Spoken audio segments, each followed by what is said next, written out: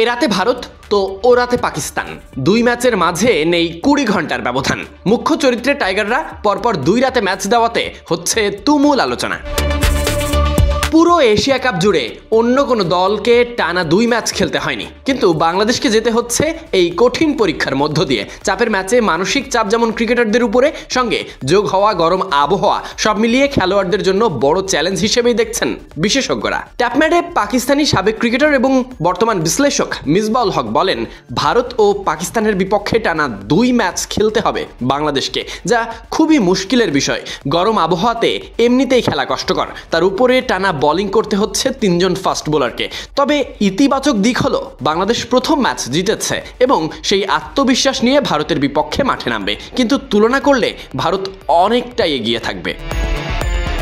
Super 4-এ উঠে শ্রীলঙ্কার বিপক্ষে বাংলাদেশের পারফরমেন্স, এরপর আত্মবিশ্বাস নিয়ে ভারতের বিপক্ষে এবার মাঠে নামতে যাচ্ছে টাইগাররা। ওই একই অনুষ্ঠানে শোয়েব মালিক মন্তব্য করেন, বাংলাদেশ ভালো খেলছে, তবে তাদের জন্য ভালো পিচ দরকার। উইকেট সহায়ক হলে তারা লড়াই জমিয়ে দিতে পারে, তবে পিচের টার্ন কিংবা পেসারদের স্লোয়ার বল ভোগাতে পারে।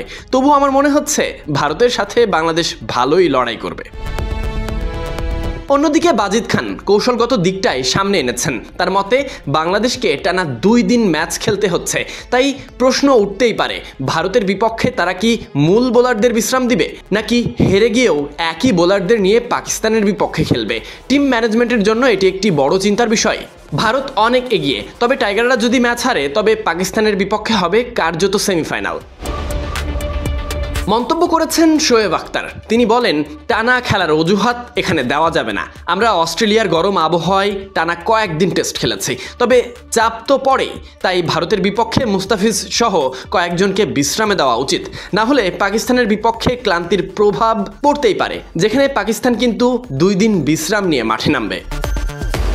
বাংলাদেশের সামনে সবচেয়ে বড় লড়াই শুধু প্রতিপক্ষই নয়, বরং শারীরিক এবং মানসিক ধকল। এই সবকিছুর মাঝে সঠিক পরিকল্পনা বাস্তবায়ন। ভারতের বিপক্ষে চ্যালেঞ্জ শেষে আবার পরিকল্পনা করতে হবে পাকিস্তানের বিপক্ষে গুরুত্বপূর্ণ ম্যাচে, সেখানেও শতভাগ দিতে হবে টাইগারদের।